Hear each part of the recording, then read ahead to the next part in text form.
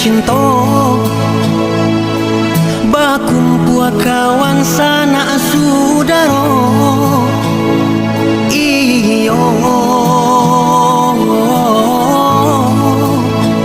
denai taraga karana hamina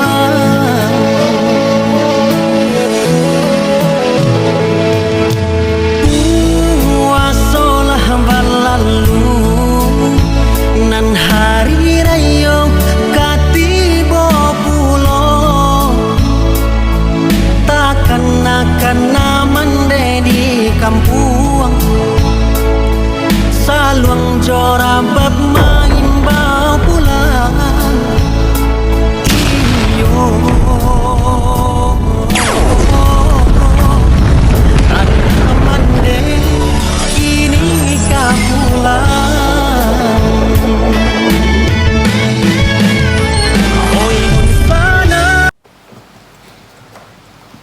Kita masuk fatwa mabadu. Idul Kurban. Spiritual sacrifice. Betul? Adalah perlu kita pahami Ikhwan rahimakumullah ya peristiwa kemanusiaan yang paling monumental. Sangat monumental. Yang diperagakan oleh Nabi Ibrahim alaihissalam mendabi anaknya Nabi Ismail alaihissalam. Lalu digantikan oleh Allah seekor kibas, bahasa awak kambing. Itulah peristiwa besar dalam sejarah kemanusiaan. Karenanya ibadah kurban merupakan ritual untuk mengakhiri apa? Kurban manusia sebelumnya. Betul? Itu poinnya. Mengakhiri kurban manusia sebelumnya. Arti sebelum itu banyak manusia yang didabi. Sejarahnya ada. Dan masih ada sampai sekarang. Nah, antum nggak tahu. Ini yang perlu bahas.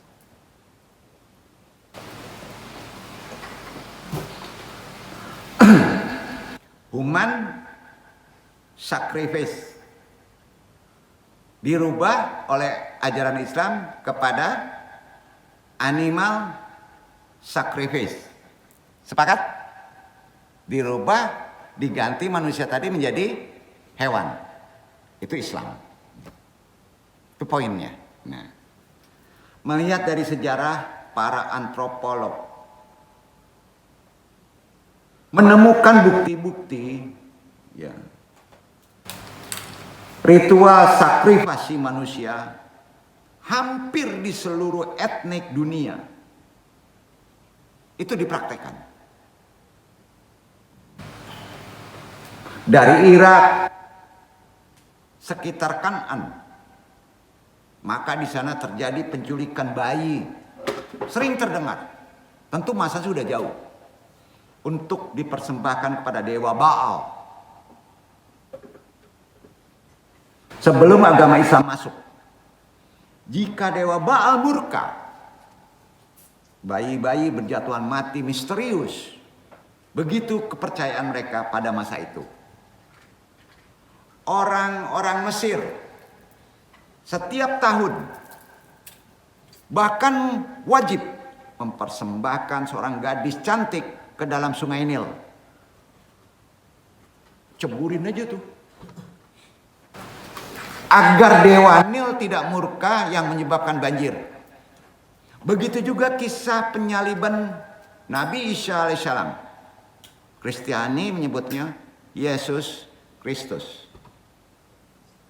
Penebus dosa. Pengorbanan. Nah, dan penyembelihan Ismail di dunia Arab. Disinilah menangnya kita. Ditukar dengan kibas, ya. Juga Ishak dalam dunia Yahudi, Israel, itu terhubung dengan mitos human sacrifice. Karenanya menurut para antropolog, ahli sejarah antropolog, tentunya kebanyakan cendekiawan, filsuf pada masa itu. Kebanyakan non-muslim akhirnya memahami. Dalam tradisi masyarakat Abraham, setiap keluarga harus mengorbankan seorang anggotanya untuk keselamatan. Alhamdulillah awak dah hidup di masa itu. Bersyukur nggak? Di Nusantara juga terjadi mitos tumbal. Mungkin masih kedengar nggak? Ada sesajen, ada kepala kerbau, ya. Walaupun dia orang muslim. Kalau itu terjadi tiap buat jembatan, tiap punya rumah itu diikuti zaman-zaman ajaran tradisi lama, maka habis kerbau. Habis jawi kepalonya. Mungkin kapalo ayam pun dah gini dah. Alah hilang tuh punah. Itu nanti terjadi. Nah.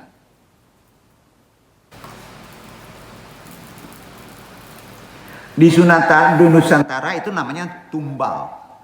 Ada yang diyakini mencegah penyakit menular, membangun rumah ibadah, jembatan, bangunan monumental, tidak lepas dari seraan darah, termasuk di Minang.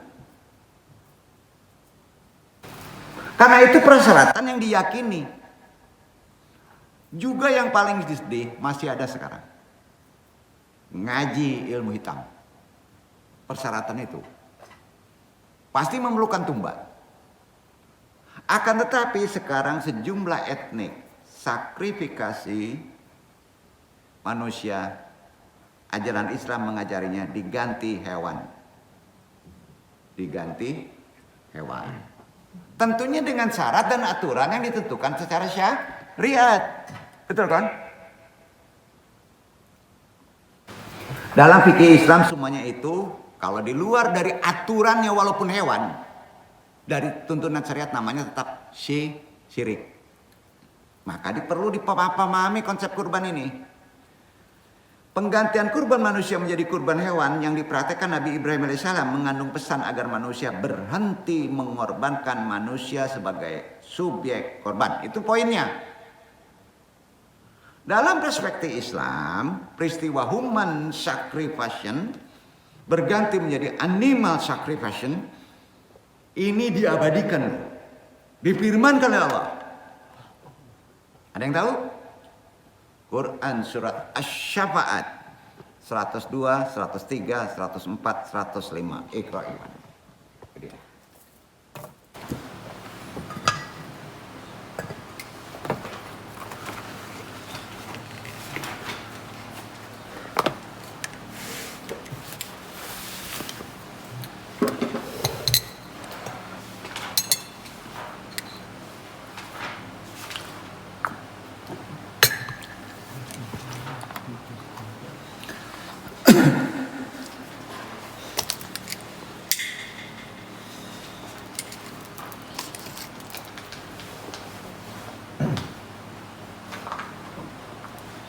Falamma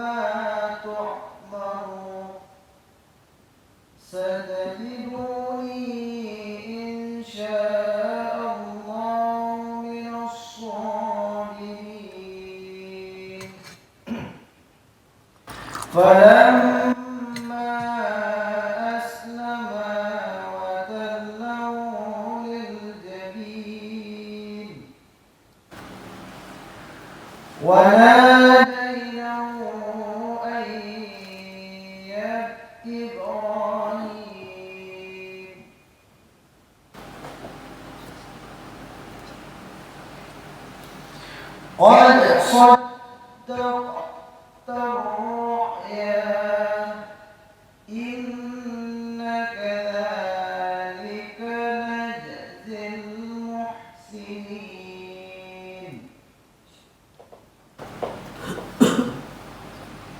Maka tatkala anak itu sampai pada umur sanggup berusaha bersama-sama Ibrahim, Ibrahim berkata, "Hai anakku, sesungguhnya aku melihat dalam mimpi bahwa aku menyembelihmu. Maka pikirkanlah apa pendapatmu." Ia menjawab, "Hai bapakku, kerjakanlah apa yang diperintahkan kepadamu. Insya Allah kamu akan mendapatiku termasuk orang-orang yang sabar." Tatkala keduanya telah berserah diri dan Ibrahim membaringkan anaknya atas pelipisnya, nyatalah kesabaran keduanya, dan kami panggillah dia, "Hai Ibrahim, sesungguhnya kamu telah membenarkan mimpi itu. Sesungguhnya demikianlah kami memberi balasan kepada orang-orang yang berbuat baik." Sampai, nah sekarang psikologisnya pada masa itu. Banyak nggak punya pesaing-pesaing Nabi Tauhid kita, bapak Nabi kita Ibrahim, yang ingin jadi Ibrahim. Mencubulah potong anaknya.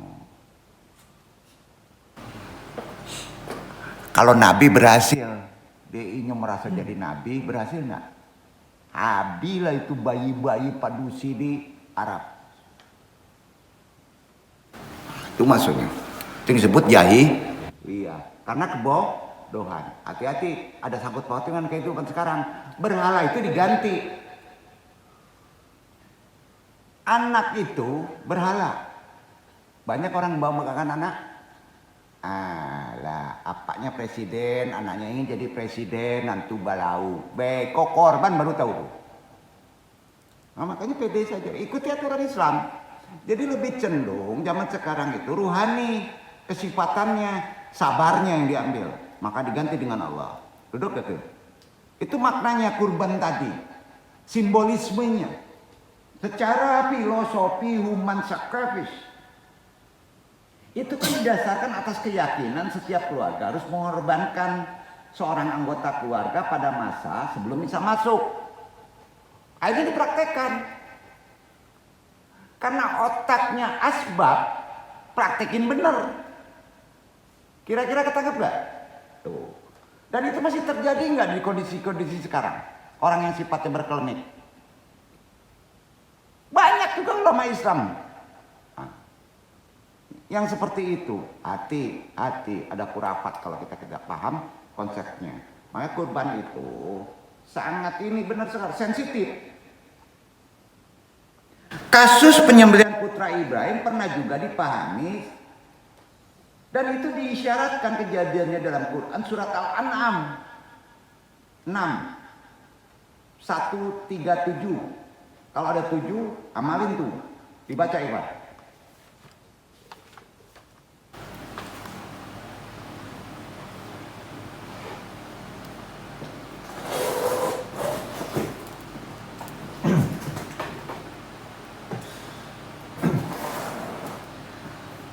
وكذلك زين لكثير من المشركين قتل أولادهم شركاءهم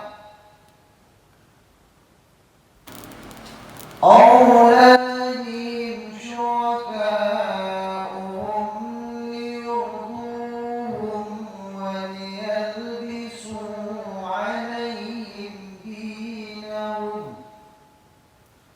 ولو شاء الله ما فعلوه فذرهم وما يفترون.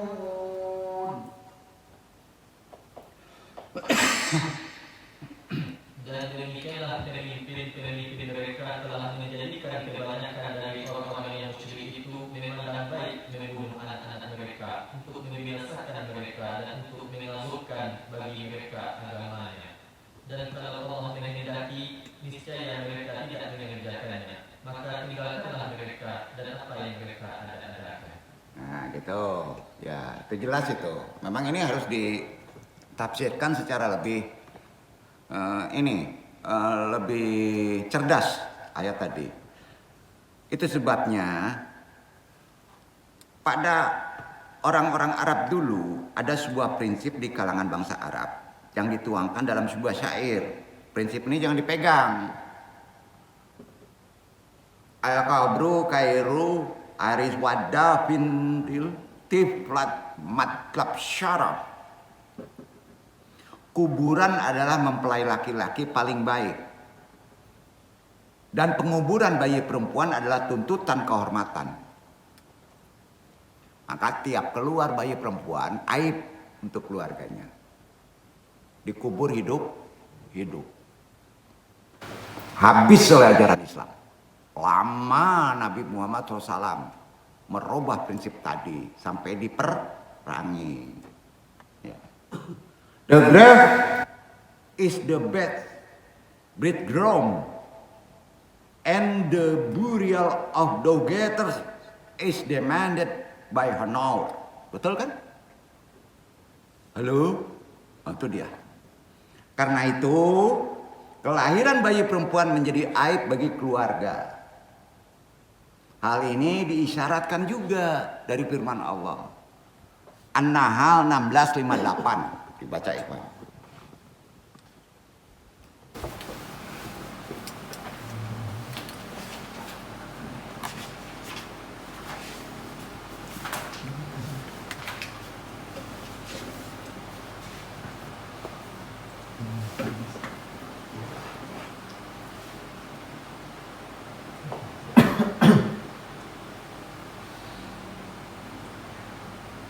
وإذا بشر أحدهم بالأنثى ظل وجهه مسودا وهو كظيم.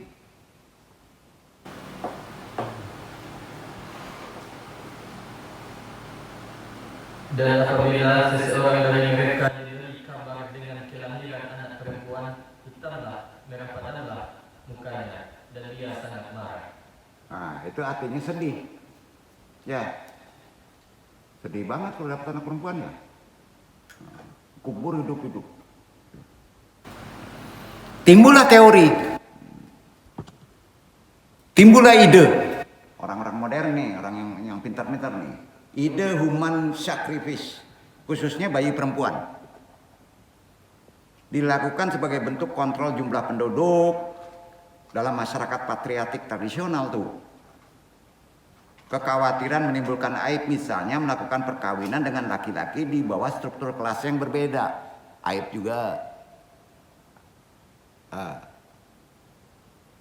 Karena masalah ekonomi, kalau yang laki-laki miskin, masih ada nggak sekarang? Masih ada kan? Nah, itu. Weh, enggak selevel. Itu ide human sacrifice. Ya. Hati-hati di Islam itu nggak boleh. Ya. Di bawah struktur kelasnya. Karena masalah ekonomi juga. Atau karena ritus keagamaan, sosiologi di fail. Jadi di sini kalau perkara perang atau pembunuhan bayi perempuan merupakan akibat kompleks dari supremasi laki-laki. Karena laki-laki itu keterampilan, kekuatan memainkan senjata adalah profesi laki-laki, maka kebanggaan. Ya. Laki-laki dalam pandangan ini dianggap sebagai komunitas militer yang siap berperang. Budaya Arab zaman itu kan perang. Jadi kalau dapat perempuan aib. Ada yang disebut relasi gender dalam masyarakat seperti ini cenderung menampakkan pola relasi kuasa otoriter ke laki-laki yang dicirikan menentukan perempuan oleh laki-laki dan karena kekuasaan yang dimilikinya harus tunduk. Kebebasan melakukan poligami terhadap perempuan dari seluruh tingkatan sosial di bawahnya, itu yang terjadi perkembangan sekarang. Sementara perempuan hanya diperkenankan menjalani praktek monogami. Ya memang nggak boleh secara Islam, karena ada rahim. Ada alasan. Itu pun dengan laki-laki yang dianggap sederajat, itu disebut kufu. Tidak jarang perempuan ditemukan hidup sebatang kara sampai akhir hayatnya karena tidak ditemukan laki-laki yang dianggap sekufu. Sekufu tahu nggak? Setara. Ya. Dalam situasi tidak terdapat banyak ancaman militer, umpamanya persenjataan tidak berkembang, laki-laki tidak menonjol sebagai komunitas militer. Pola relasi gender dalam masyarakat seperti ini cenderung bersifat egaliter. Mungkin karena ancaman di luar rumah tidak banyak, relasi kuasa tidak menonjol sehingga memungkinkan perempuan mengembangkan diri. Itu sebabnya perempuan sama gender. Yeah. Arti kata kemampuan perempuan berkiprah di luar sektor domestik memungkinkannya memperoleh kekuatan ekonomi. Aduh, barewanan doang, kurangi. Ya. Jadi ada beberapa penjelasan yang perlu dibaca secara jelas saja di sini ya. Islam sangat tegas memberitakan orang memuliakan anak cucu Adam. Apapun jenis kelamin, etnik, agamanya. Itu ajarannya. Turun. Quran Al-Isra 17 ayat 70. Anda yang baca ya. Walaqad karamna bani Adama. Betul kan? Itu Islam. Jadi redaksi tadi tidak pernah ditemukan dalam kitab-kitab suci agama lain. Dibaca aja. Al-Isra 17:70, Ikhwan. Nggak pernah ketemu tuh di kitab suci lain tuh.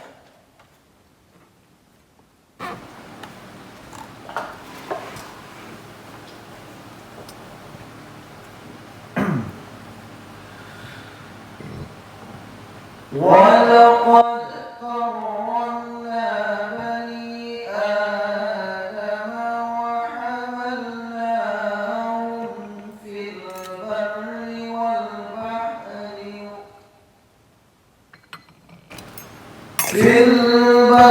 وَالْبَحْرِ وَرَزَقْنَاهُم مِّنَ الطَّيِّبَاتِ وَفَضَّلْنَاهُمْ عَلَىٰ كَثِيرٍ مِّمَّنْ خَلَقْنَا تَفْضِيلًا. Dan sesungguhnya telah kami muliakan anak Adam, mengangkut mereka di daratan di lautan, kami beri mereka dan kami berikan mereka dengan kelebihan yang sempurna atas kebanyakan makhluk yang telah kami ciptakan. Betul kan? Nah, sekarang kita bahas yang masih terpraktekkan sampai sekarang, kurban kepada umat manusia, yang sering disebut sacrifice. Ya. Jadi ini perlu kita pahami konsepnya dalam sisi bukan secara konteks lahiriah dan perdebatan ya. Di zaman kuno banyak sekali peradaban yang terlibat dalam ritual pengorbanan. Zaman dulu seringkali pengorbanan ini melibatkan manusia lain. Bahkan karena kurban manusia itu begitu umum, praktek ini dianggap sebagai aspek kehidupan yang normal. Bahkan dalam beberapa kebudayaan menjadikan kurban untuk dewa itu suatu kehormatan, bahkan minta biar saya dikorbankan karena untuk dewa. Ya. Beberapa kebudayaan yang melakukan pengorbanan manusia, diantaranya bangsa Etruria bermukim di Toskana modern. Mayoritas penduduknya adalah petani, berdagang dengan daerah terdekat yaitu Kartago dan Yunani. Sejarawan menyelidikinya, menganggap tidak yakin karena petani. Ternyata bangsa Etruria terlibat dalam pengorbanan manusia awal pertama. Penggaliannya terbukti dengan melihat ke lapangan, diungkapkan banyak situs penguburan manusia, ya. Sisa-sisa mayat orang dewasa, anak-anak, bayi ditemukan di sekeliling oleh benda-benda keagamaan. Dalam satu penemuan, jasad anak kecil ditemukan dalam keadaan terpenggal dengan kakinya digunakan sebagai fondasi di bawah tembok. Selain itu juga teks-teks kuno menggambarkan praktek pengorbanan manusia ditemukan di wilayah-wilayah tadi. Begitu juga pengorbanan manusia dipraktekkan di Tiongkok. Begitu juga yang paling populer adalah bangsa Aztec, Mesopotamia. Silakan baca nanti di risalah ini. Juga di Amerika Tengah, peradaban Inca sering menggunakan ritual pengorbanan sebagai cara untuk menenangkan para dewa yang ngamuk katanya. Nah, pertanyaan sekarang, apakah ada di Indonesia? Ada yang bisa jawab? Gini, di Amerika Tengah bangsa Maya, yang topnya Aztec, itu paling banyak pengorbanan manusia. Ya, sampai ada altar pendeteksi jantung. Hal ini menimbulkan pertanyaan, mengapa sesuatu yang mengerikan seperti pengorbanan manusia bisa begitu umum di masa lampau? Mungkinkah pengorbanan manusia telah melayani beberapa fungsi sosial? Pertanyaannya, dalam tradisi kurban. Kita lihat di Nusantara Indonesia. Ragam budayanya kan unik. Tak biasa dan mengejutkan serta mengerikan. Ada hal-hal pengorbanan yang sering kita mesti pahami. Tradisi yang dibalut kepercayaan agama nenek moyang roh leluhur masih ada. Animisme para dewa di antaranya adalah sebagai berikut. Tradisi potong jari, daun telinga sebagai tanda bela sungkawa. Yang paling mengerikan, potong kepala. Tradisi yang tak biasa. 3 tradisi asli Indonesia itu yang Andung sebut saja, membuat bulu kuduk kita berdiri. Pertama, tradisi ngayau. Ada yang dengar? Pernah dengar? Ini ada kaitannya dengan pengorbanan awal. Kalimantan Tengah. Tradisi ini dilakukan oleh suku Dayak Tomun di desa Bokansu, Lamandau. Ngayau itu dikenal sebagai salah satu ritual Dayak Tomun yang membuat orang merinding. Akhirnya pemerintah masuk untuk melarangnya, dikenakan hukum. Adat tradisinya di stop. Ritual ini biasanya dilakukan apabila ada orang dari suku Dayak Tomun meninggal dunia. Dari situ keturunan laki-lakinya wajib melakukan upacara adat keluar dari kampungnya guna mencari tumbal berupa kepala manusia. Nah, jadi jinjim tuh. Tumbal tuh. Wallahu alam, apakah masih ada sekarang? Karena sifatnya rahasia. Nah. Kepala tersebut akan dipersembahkan kepada jasad orang tuanya yang meninggal karena untuk mengawani. Sesuai kemajuan zaman, tradisi ini sudah dikontrol oleh peraturan pemerintah. Ya, itu yang perlu kita ketahui. Ini terkait dengan ibadah kurban. Kedua, potong jari. Papua. Suku Dani di Papua punya cara tersendiri saat berbela sungkawa kematian salah satu orang tua, kerabatnya. Ketika ada satu anggota keluarga yang meninggal, sang mama, sebutan ibu-ibu di Papua, akan memotong jarinya. Hayo. Potong jarinya tuh. Suku Dani ini bisa ditemui di Kampung Obia, distrik Kurulu, Wamena. Gak percaya, lihat aja sana. Banyak ibu-ibu potong tangan. Nah. Suasana di Kampung Obia masih sangat tradisional. Prianya di desa itu sampai sekarang masih menggunakan koteka, wanitanya menggunakan anyaman kulit pohon. Dalam tradisi ini, ruas jari dipotong dengan menggunakan kampak batu khusus untuk memotong jari. Yang memotongnya jelas kepala suku setempat. Setelah dipotong, ruas jari akan dibaluri obat-obatan tradisional untuk menyembuhkan luka. Sedangkan potong daun telinga masih juga dari suku Dani di Papua. Saat sedih ditinggalkan kerabat terdekatnya, apakah itu pacar, orang tuanya, ibunya. Karek telinganya. Anda percaya ya saya? Nah, jadi ngeri, ekstrim. Tapi bagi suku Dani, ya bagi suku Dani nih, itu adalah bentuk penghormatan dan tanda bela sungkawa yang terdalam. Kesedihan akan kehilangan hanya dapat ditutupi menurut keyakinan mereka dengan luka. Nah, begitu kepercayaan keyakinan mereka. Ketiga, ritual kurban tercatat dalam kisah awal lahirnya Ken Arok. Nah, daerah Jawa nih. Ini berubah, agak lebih keren. Karena dia pemerintahan. Hewan kurbannya dijadi hewan, bukan orang lagi. Diyakini akan menjadi tunggangan di alam arwah. Hampir sama dengan kita, Islam. Nah, alhamdulillah, jadi sudah tergantikan, bersyukur kita. Nah, Islam memanasak semua ajaran, nah, termasuk juga yang perlu kita hati-hati. Jangan kita gunakan lagi yang namanya tumbal. Dan itu jelas syirik mutlak.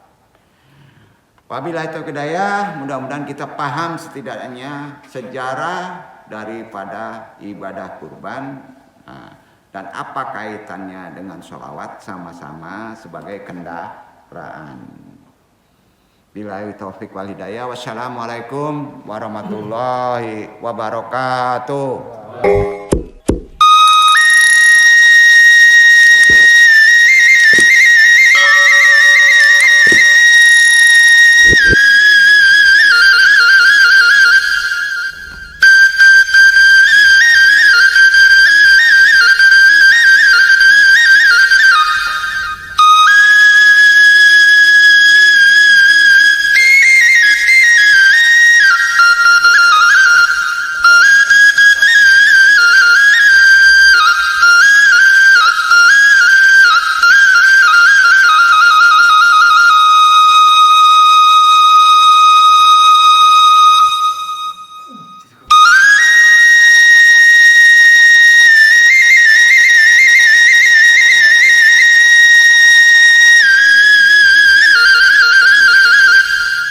S3.